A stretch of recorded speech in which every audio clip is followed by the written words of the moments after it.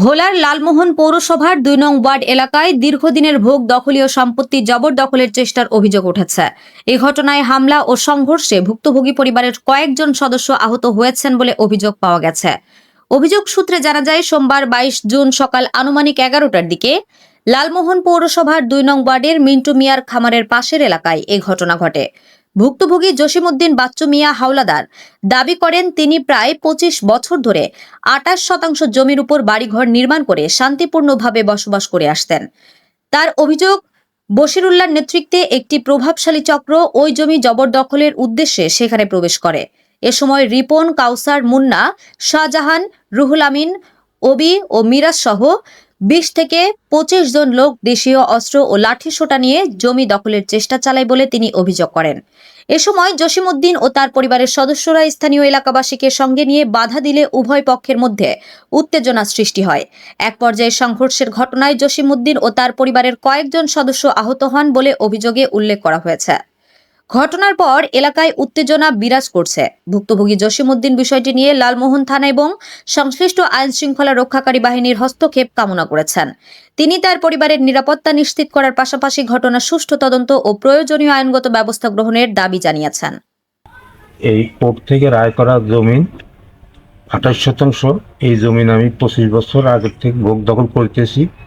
ভূমিদস্যু বশিরুল্লাহর নেতৃত্বে বশিরুল্লাহ, রিপন, তারপরে কাউসার, মান্না, মুন্না, এরা সব ২০-২৫ জন দলবদ্ধ হইয়া ভূমিদস্যুরা আমার জমিন জবরদখল করতে চায় এবং আমার খরিদিয়া সম্পত্তির থেকে গাছ একটা হলা সুপারি গাছ, তারপরে বাদাম গাছ, ওই বিভিন্ন গাছ, তারপরে এটা কাটটা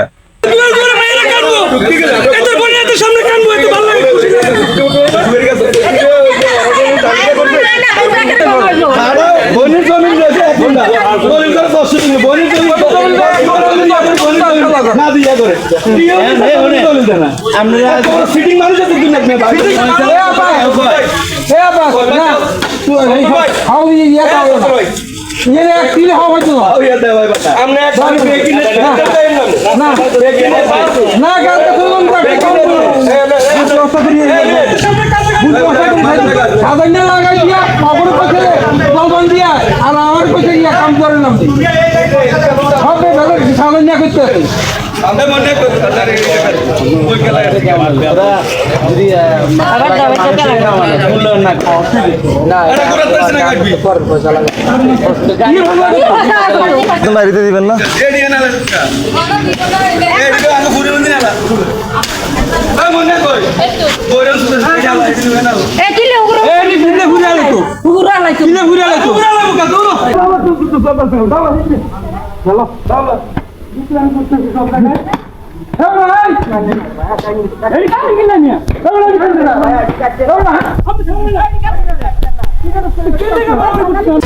HM Expert B500 CWR স্বাধীনতার সুবর্ণ জয়ন্তীতে নতুন বাংলাদেশ গড়ার প্রত্যয়।